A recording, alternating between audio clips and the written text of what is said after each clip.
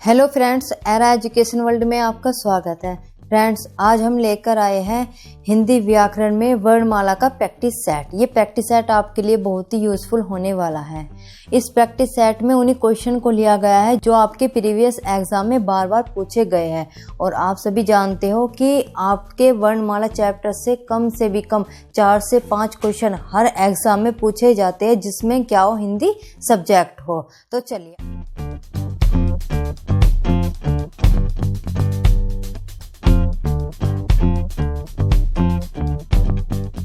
आज का हमारा पहला क्वेश्चन होगा प्रैक्टिस सेट का। आपसे पूछा गया है कि भाषा की सबसे छोटी इकाई क्या है। यानी कि आपको 4 ऑप्शंस दिए गए और आपको चारों में से देखकर बताना है कि इनमें से कौन सा भाषा की सबसे छोटी इकाई होगी। तो बच्चों, जिन्होंने मेरी इससे पहले की वीडियो देखी होगी, उसमें मैंने वर्णमाला चैप्टर को बहुत ही अच्छे से, बहुत ज़्यादा डिटेल से बताया है। और उसे करने के बाद आपका इस प्रैक्टिस सेट में एक भी क्वेश्चन बाहर नहीं जाने वाला है। और जिन बच्चों ने अभी तक नहीं देखा है, वे जाकर उस वीडियो को देखें और फिर इस प्रैक्टिस सेट को करें और आपको बहुत ही इससे फ़ायदा मिलने वाला है। तो चलिए अब बात करते हैं हम क्वेश्चन फर्स्ट की। तो पूछा गया है कि भाषा की सबसे छोटी इकाई क्या है, और आपको 4 ऑप्शंस दिए गए हैं, जिसमें से पहला ऑप्शन क्या है हमारा फर्स्ट ऑप्शन है कि भाषा की सबसे छोटी इकाई हो सकता है। फर्स्ट ऑप्शन क्या है, शब्द। सेकंड ऑप्शन क्या है, व्यंजन। थर्ड ऑप्शन है स्वर। और फोर्थ ऑप्शन क्या है, वर्ण। यानी कि चारों में से देखकर बताना है कि कौन सी इसकी छोटी इकाई होगी वर्ण की। और आपको पता होना चाहिए कि इसकी छोटी इकाई क्या होगी, हमारी वर्ण। यानी कि ऑप्शन फोर्थ इसका क्या होगा, करेक्ट आंसर। जैसे कि अब वर्ण, कुछ बच्चों के मन में डाउट होगा कि वर्ण क्या होते हैं और शब्द क्या होते हैं। यही सब मैंने अपनी वीडियो में सब कुछ क्लियर किया हुआ है कि कहाँ पे वर्ण होगा और कहाँ पे शब्द। लेकिन हम इस पे भी बता देती हूँ कि कहाँ पर हम शब्द कह सकते हैं और कहाँ पे हम वर्ण। अब हम समझेंगे एक उदाहरण के साथ। जैसे कि मैंने उदाहरण लिया राम। क्या लिया, राम। अब राम क्या है? राम क्या है, हमारा शब्द। शब्द का मतलब क्या होता है? शब्द की परिभाषा होती है जो वर्णों का योग होता है, यानी कि वर्णों के जोड़ को क्या कहेंगे हम, शब्द। जबकि हमारे वर्ण क्या होते हैं, वर्ण होते हैं, इसमें वर्ण कितने हैं, वर्ण कितने इसमें 2। एक तो रा होगा और एक मा। कितने क्या है, 2 है वर्ण। लेकिन इसमें रा में भी क्या होता है, इसमें आ भी होता है और मा में भी क्या है, आ। इसलिए इसकी जो सबसे छोटी इकाई होगी वह क्या होगी, वर्ण। क्योंकि वर्ण कौन सा, इसमें र, और इसमें भी क्या है, वर्ण मा। और आप सभी जानते हैं कि वर्णों के योग से बनेगा हमारा शब्द। इसका मतलब शब्द बड़ा होगा और वर्ण क्या होगा, हमारा छोटा। अब बात करते हैं हम अपने क्वेश्चन नेक्स्ट की। क्वेश्चन नेक्स्ट में क्या है कि हिंदी में मूलतः वर्णों की संख्या कितनी है। यानी कि आपको बताना है कि हिंदी वर्णमाला में वर्णों की कुल संख्या कितनी है। ये तो आप बचपन से सुनते हुए आते हैं कि टोटल वर्णमाला टोटल वर्णों की संख्या कितनी होती है। तो बताओ, इसका जल्दी आंसर बताना है कि क्या होगा। अब हम इसके ऑप्शंस को देखते हैं। फर्स्ट ऑप्शंस में क्या है, 50। सेकंड ऑप्शंस में है 51। थर्ड ऑप्शंस में है 52। और लास्ट का क्या है, हमारा 53। तो आप सभी के मैक्सिमम को पता होगा कि इसमें कितना क्या आंसर होगा। सी ऑप्शन इसका करेक्ट आंसर। तो बच्चों, इसका आंसर क्या होगा, 52। यानी कि हिंदी में वर्णों की कुल संख्या कितनी है, 52। नेक्स्ट क्वेश्चन नंबर 3 में क्या होगा, वर्णमाला कहते हैं। आपसे सीधा परिभाषा दी गई है कि वर्णमाला किसे कहते हैं। अब हम इसके ऑप्शंस को ही देखते हैं। जैसे कि इसका फर्स्ट ऑप्शन क्या है, शब्दों के समूह को वर्णमाला कहते हैं या फिर वर्णों के संकलन को। थर्ड ऑप्शन है शब्द गणना को कहेंगे वर्णमाला, या फिर वर्णों के व्यवस्थित समूह को। तो किन्हें कहेंगे हम वर्णमाला। वर्णमाला क्या होते हैं, जो हमारे अ से लेकर, कहां से, आ से लेकर ज्ञा तक जो भी आपको दिखाई देंगे हिंदी व्याकरण में, वह क्या होते हैं, हमारे वर्णमाला। और इसमें क्या होता है कि वर्णमाला को और भी कैसे पहचान सकते हैं। तो वर्ण ए के बाद क्या होगा, हमारा आ। इसी तरह से सीक्वेंस होगा कि ए आ ई उ, इस तरह से ही डैश डैश करके क्या होगा, हमारा ज्ञानी तक जाना है। इसमें क्या होगा कि हम ए से पहले आ नहीं ले सकते और ना ही आ से पहले ई ले सकते। क्यों? क्योंकि वर्णमाला की परिभाषा क्या है? वर्णों के व्यवस्थित समूह को हम क्या कहेंगे? वर्णमाला। इसलिए इसका लास्ट का ऑप्शन क्या होगा हमारा करेक्ट आंसर, यानी कि ऑप्शन डी इसका होगा करेक्ट आंसर कि वर्णों के व्यवस्थित समूह को क्या कहेंगे हम? वर्णमाला। वर्णों के व्यवस्थित समूह कैसे हैं वो मैंने आपको बता दिया है उदाहरण से कि ए के बाद क्या होगा? आ, और आ के बाद ई के बाद बड़ी ई, उसके बाद डैश करके क्या होगा हमारा? ज्ञा तक। यही होता है क्या हमारा? व्यवस्थित रूप, और इसे ही क्या बोलेंगे हम? वर्णमाला।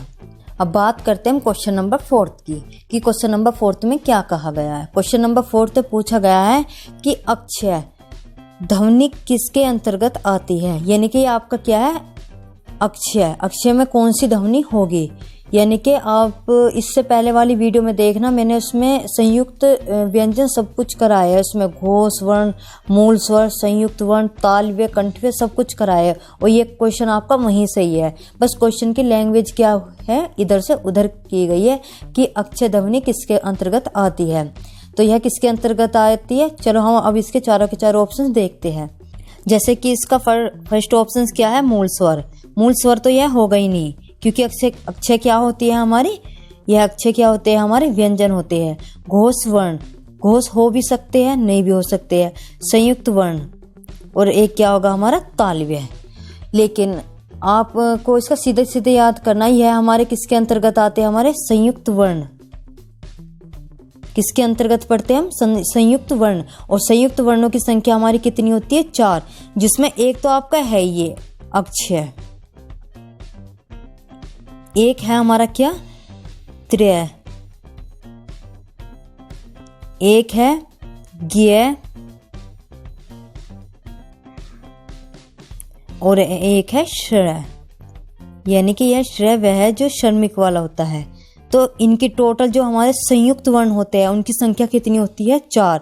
और आपसे क्वेश्चन नंबर 4 में यही पूछा गया है कि अक्षय ध्वनि किसके अंतर्गत आती है। तो यह किसके अंतर्गत आती है? संयुक्त वर्ण। और संयुक्त वर्ण हमारे कौन से होते हैं? अक्षय, तीर्य, ज्ञानी और श्रेय। यह हमारे कितने होते हैं? 4 संयुक्त वर्ण होते हैं। इन्हें सीधे सीधे याद करना है। अब बात करते हैं हम क्वेश्चन नंबर 5 की कि क्वेश्चन नंबर 5 में क्या पूछा गया है।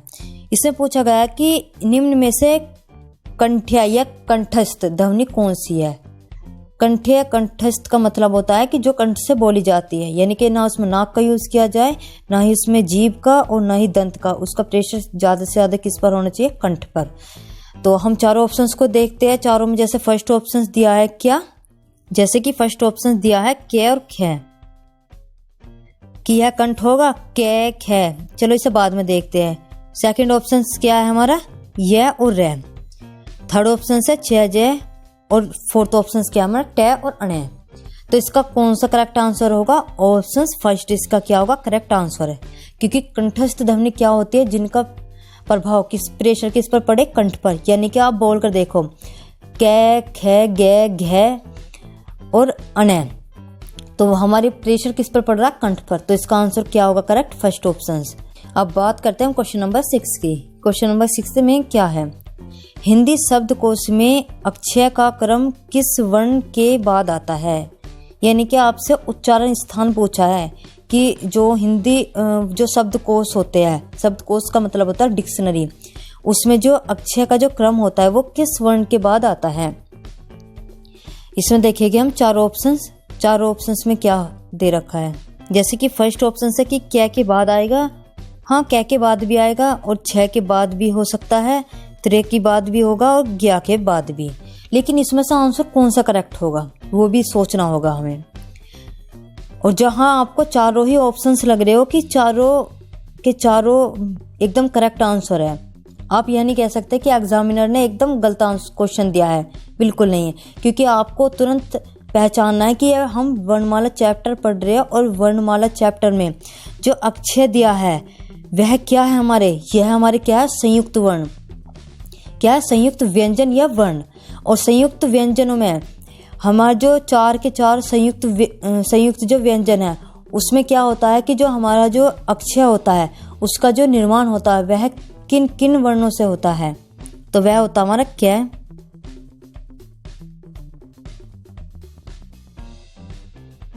और स।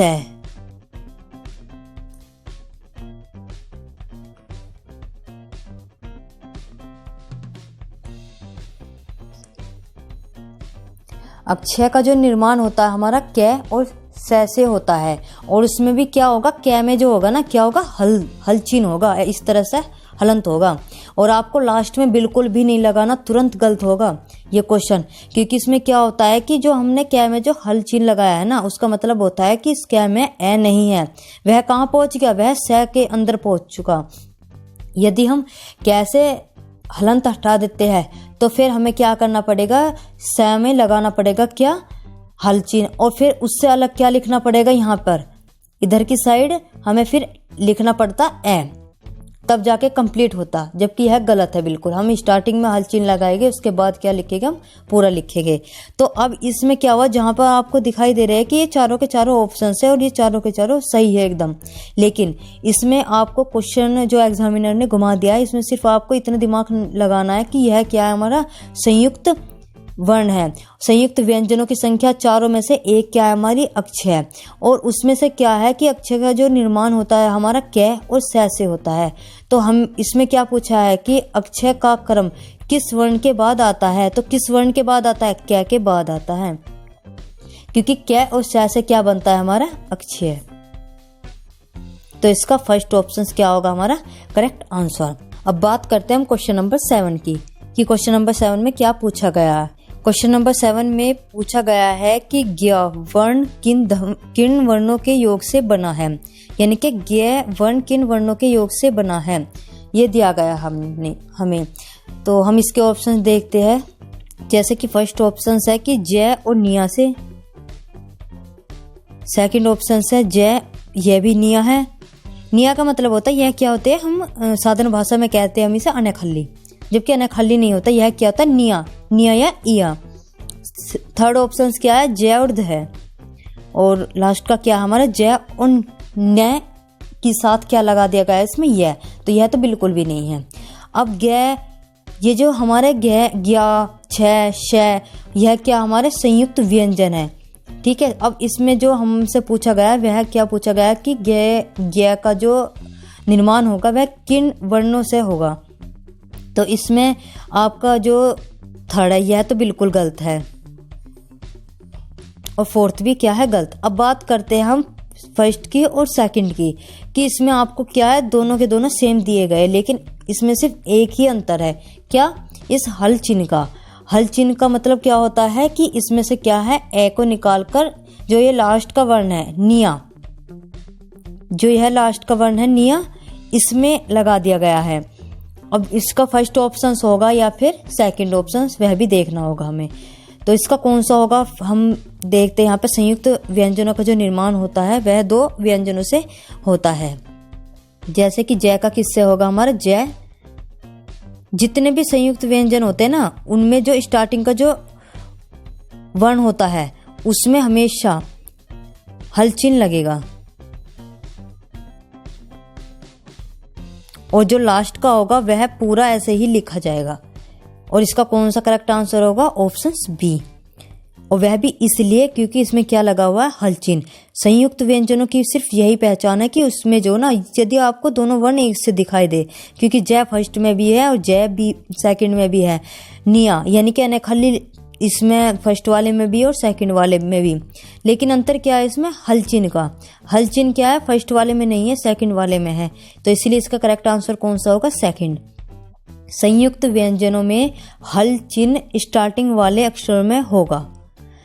क्वेश्चन नंबर 8, क्वेश्चन नंबर 8 में पूछा गया है आपसे, निम्न में से अल्पप्राण वर्ण कौन सा है, यानी कि आपको 4 ऑप्शंस में से बताना है कि कौन सा अल्पप्राण वर्ण है। तो जैसे कि आपको दिया गया है कि फर्स्ट ऑप्शन दिया गया है ए, सेकंड ऑप्शन दिया गया है कै और ख, और थर्ड ऑप्शन दिया गया है थ और ध, और लास्ट का क्या है हमारा, फ और भय। अब इसमें क्या है कि अल्पप्राण का मतलब होता है कि एक तो होता है हमारा अल्पप्राण और एक होता है हमारा महाप्राण। अल्पप्राण वह होता है जो कम समय लेता है, जबकि महाप्राण क्या होता है, जो अल्पप्राण से दुगना समय ले। और यह आपको कहीं नहीं देखने को मिलेगा, यह हिंदी व्याकरण में सिर्फ और सिर्फ वर्ण चैप्टर पर ही मिलेगा। जो वर्णमाला चैप्टर है उसी में ही आपके अल्पप्राण, महाप्राण, संयुक्त व्यंजन सब कुछ उसी में मिलेंगे। तो इसीलिए बता रहे हैं कि उसे ध्यान से ही पढ़ना, क्योंकि वहाँ से 3 से 4 क्वेश्चन तो आने ही आने हैं। तो जैसे कि इसमें अल्पप्राण पूछा है कि अल्पप्राण कौन सा होगा। मैं एक बार आपको बता दूं कि जो भी स्पर्श व्यंजन होते हैं, स्पर्श व्यंजन कौन से होते हैं। स्पर्श व्यंजन हमारे होते हैं जो भी का से लेकर माँ तक, यानी कि के, खे, गे, घे, डे, ऐसी चे, चे, छे, जे और टे, टे, टे, डे, यहाँ से लेकर माँ तक जितने भी हमारे 25, इनकी संख्या कितनी होती है हमारी 25। जितने भी आपको वर्ण दिखाई दे वह हमारे क्या होंगे, स्पर्श व्यंजन। अब उसी स्पर्श व्यंजन में जो आपको दिखाई देगी फर्स्ट, यानी कि का, गा और अणे, और अणे में भी डॉट आपको कहाँ पे दिखाई देगी, इसके बराबर में। तो यानी कि फर्स्ट, थर्ड और 5, यह क्या हो गया हमारे अल्पप्राण, अल्पप्राण हो गए। और जो भी बचे इनके बीच में, यानी कि आपको स्पर्श व्यंजन अच्छे से समझना है। उसकी मैंने एक पूरी की पूरी टेबल तैयार कर रखी है कि कोई ये नहीं होगा कि हमारे सिर्फ और सिर्फ 3 ही होते हैं स्पर्श व्यंजन, सिर्फ 3 ही 3 क्या हो गया हमारे अल्पप्राण। ये बिल्कुल भी नहीं है, क्योंकि का से नीचे क्या आता है चा, चा से नीचे क्या आता है टा, टा से नीचे ता और ता से नीचे पा। इसी तरह से गा से नीचे क्या होगा जा, और जा से नीचे डा, फिर दा और फिर बा, और फिर क्या होगा अणे, अणे से नीचे निया, फिर अणे, फिर ने और क्या होगा माँ। यानी कि इसी के अंतर्गत जो अल्पप्राणों की संख्या हमारी कितनी है, इसमें टोटल 15 है और इससे अलग भी है। और तो इसमें जो आपको टेबल दी गई है उसमें जाके आपको अच्छे समझ में आएगा कि अल्पप्राण हमारे कौन कौन से होते हैं, जाकर वीडियो में देखना। अब इसमें क्या होगा कि का को इंग्लिश में क्या कहते हैं, यानी कि मैं एक तरीका भी बता सकती हूँ याद करने का। वैसे इसका मैं आंसर बता देती हूँ, इसका कौन सा आंसर है। तो इसका आंसर कुछ बच्चों के आ गया होगा बिल्कुल समझ में कि इसका आंसर कौन सा होगा, ऑप्शन सेकंड, यानी कि का और गा क्या होगा हमारा अल्पप्राण। लेकिन मैं एक ट्रिक से भी बता सकती हूँ कि अल्पप्राण हम कहाँ पे याद कर सकते हैं। का को इंग्लिश में क्या बोलते हैं हम, के। गा को क्या बोलते हैं हम, जी। सिर्फ इन दोनों को ही याद कर लो, क्योंकि लास्ट का तो याद हो ही जाता है। अब इसमें क्या होता है का, खा को क्या बोलते हैं हम, के एच, क्या बोलते हैं के एच। और घे को क्या बोलते हैं हम, जी एच, जी एच, जी एच। अब इसमें क्या है, क्या के दिया है सिंगल, लेकिन उससे अगला क्या दिया है के एच। अल्पप्राण का मतलब क्या होता है, कम समय लेना, और महाप्राण का मतलब होता है दुगना समय, यानी कि के क्या है सिंगल और के एच क्या हो गया डबल। इसी तरह से क्या होगा गे, गे क्या होगा हमारा जी, यानी कि सिंगल, और गे के बाद क्या होता है हमारा घे, घे क्या होगा हमारा जी एच, यानी कि वो कितना समय लेगा दुगना।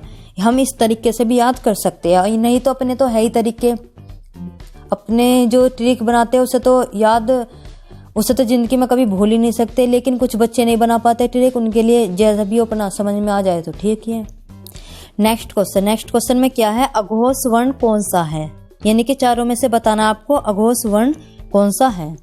तो अघोष वर्ण इन चारों में से कौन सा होगा, जिसके चारों ऑप्शन दिए गए। फर्स्ट ऑप्शन है ए, फर्स्ट ऑप्शन क्या दिया है इसमें ए, सेकंड ऑप्शन से जय, थर्ड ऑप्शन से है, और लास्ट का ऑप्शन क्या है हमारा सा। यानी कि इन चारों में से देखकर बताना है कि कौन सा हमारा अघोष वर्ण होगा। तो इसका करेक्ट आंसर होगा हमारा कौन सा, ऑप्शन डी। ऑप्शन डी हमारा क्या होगा, हमारा अघोष वर्ण। अघोष वर्ण हमारे स्पर्श व्यंजन भी होते हैं, उसके साथ ही हमारे क्या होते हैं अंतस्थ व्यंजन, ऊष्म व्यंजन भी होते हैं। तो ये हमारे क्या होते हैं अघोष व्यंजन। ये पूरी की पूरी टेबल आपको याद करनी होगी। अब बात करते हैं क्वेश्चन नंबर 10 की। उसमें पूछा गया है कि निम्न में से कौन सा नासिक के व्यंजन है। नासिक के व्यंजन का मतलब जब आप किसी वर्ण को बोल रहे हो उसमें जो आपको ध्वनि सुनाई दे वह ऐसी सुनाई दे कि नाक से बोल रहे हो, तो इसी को क्या बोलते हैं हम, नासिक के व्यंजन। तो इसमें देखते हैं हम ऑप्शंस में कि जैसे कि इसका फर्स्ट ऑप्शन दिया गया है सेकंड ऑप्शन से निया, थर्ड ऑप्शन से गे और लास्ट का ऑप्शन क्या है हमारा जा। तो इन चारों में से देखकर बताना है कि इसका आंसर कौन सा होगा। नासिक व्यंजन, मैं आपको नासिक के व्यंजन ही बता देती हूँ कि टोटल कितने हमारे नासिक के व्यंजन हैं, फिर आपको ऑप्शंस में ज़्यादा दिक्कत नहीं बनेगी और इसका आंसर आपको सामने दिखाई देगा। तो हमारे जो स्पर्श व्यंजन होते हैं इनकी संख्या टोटल कितनी होती है 25। उसमें जो आपने देखा होगा जो का होता है, का, ख, ग,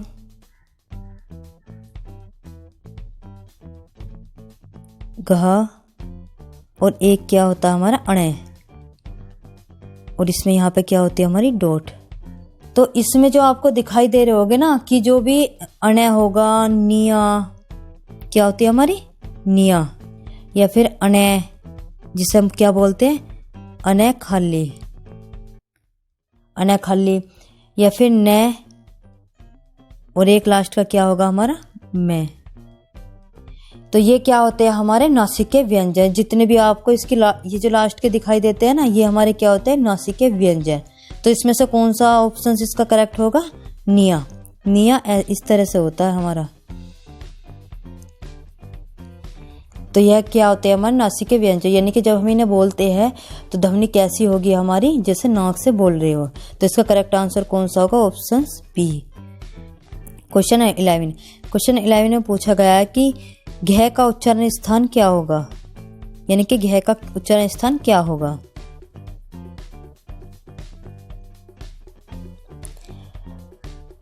तो घ को हम जब हम घ को बोलेंगे तो उसकी ध्वनि हमें कैसे लगेगी कि हम इसका जो उच्चारण स्थान है वो किस प्रकार का होगा, कि कंठ होगा या तालु होगा या मूर्धन्य होगा या फिर दंत या फिर ओष्ठ। तो इसका उच्चारण स्थान क्या होगा आपको बताना है।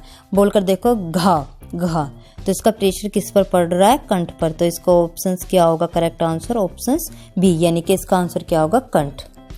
क्वेश्चन नंबर 12, क्वेश्चन नंबर 12 में पूछा गया है कि ए वर्ण क्या कहलाते हैं, यानी कि वर्ण, यानी कि आपसे पूछा गया है कि जो भी आपको ये स्वर दिए गए हैं दो, इनका जो उच्चारण स्थान होगा वह क्या होगा।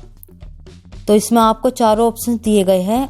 जैसे कि फर्स्ट ऑप्शन क्या है कि इसका उच्चारण स्थान नासिक के होगा, यानी कि नाक से बोला जाएगा, या मूर्धन्य या फिर ओष्ठ या फिर तालव्य।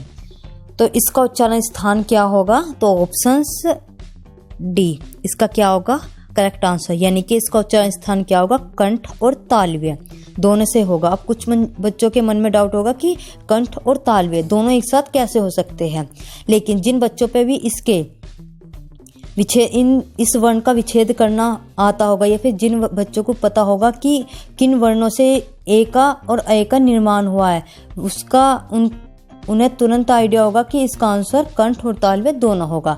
जैसे कि मैं आपको बता दूं कि ए का जो निर्माण होता है वह किन किन वर्णों से होता है। तो ए का निर्माण किन किन वर्णों से होगा, तो वह होगा निर्माण ए, और एक तो ऐसा होगा और एक होगा हमारा किससे ई से। किससे होगा, ऐसे होगा और ई से। अब ए क्या होता है हमारा, ए होता हमारा कंठ, और जो ई होती है यह हमारी क्या होती है तालु से, यानी कि ई यानी कि ताल पर जो जीव का जो अग्र सिरा होता है उस पर क्या होता है प्रभाव पड़ता है। तो इसलिए ई क्या होगी हमारी तालव्य और ए क्या होगा हमारा कंठ। इसलिए दोनों से ही क्या बनेगा हमारा कंठ और तालव्य, और ए और ई से ही क्या बनता है हमारा ए। तो इसलिए इसका करेक्ट आंसर कौन सा होगा, ऑप्शन डी इसका क्या होगा करेक्ट आंसर। अब बात करते हैं क्वेश्चन नंबर 13 की। इसमें दिया गया कि इनमें से संयुक्त व्यंजन कौन सा है, और आपसे देख लो इसके जैसे कम से भी कम 3। यह कौन सा क्वेश्चन है, क्वेश्चन नंबर 4। यह संयुक्त व्यंजनों से 3 से 4 क्वेश्चन तो इसी प्रैक्टिस सेट में पूछे गए हैं कि संयुक्त व्यंजन इनमें से कौन सा है। जैसे कि इसका फर्स्ट ऑप्शन दिया गया द, सेकंड ऑप्शन से गे, थर्ड ऑप्शन से अणे, और लास्ट का ऑप्शन क्या है डे। तो इसका करेक्ट आंसर कौन सा होगा हमारा ज्ञा, और ज्ञा का निर्माण किससे होता है हमारा कै और श से किसका निर्माण होगा हमारा ज्ञा से। और संयुक्त व्यंजन की पहचान भी यह होती है जिनका निर्माण 2 या 2 से अधिक व्यंजनों के से जो भी बनता है वह हमारा क्या होगा, संयुक्त व्यंजन। अब बात करते हैं हम क्वेश्चन नंबर 14 की। क्वेश्चन नंबर 14 में पूछा गया है कि हिंदी वर्णमाला में अयोगवाह वर्ण कौन कौन से हैं। यानी कि आपसे अयोगवाह वर्ण पूछे गए हैं, यानी कि आप चारों में से बताना है कि इनमें से कौन सा हमारा अयोगवाह वर्ण होगा। जैसे कि इसका फर्स्ट ऑप्शन क्या है, ए और आ। थर्ड ऑप्शन है ए दोनों ई। थर्ड ऑप्शन से दोनों ओ। और लास्ट का क्या हमारा अंग और आह। तो अयोगवाह हमारे होते कितने हैं। जब बात करें अयोगवाह वर्ण की, तो अयोगवाह वर्ण कितने होते हैं हमारे, 2। इनकी संख्या कितनी होती है हमारी, 2। अब वह 2 कौन सी होगी, क्योंकि ऑप्शंस में तो सारे 2-2 दे रखे हैं। तो अयोगवाह हमारे कितने होते हैं, 2। और इसका करेक्ट आंसर कौन सा होगा, ऑप्शन डी।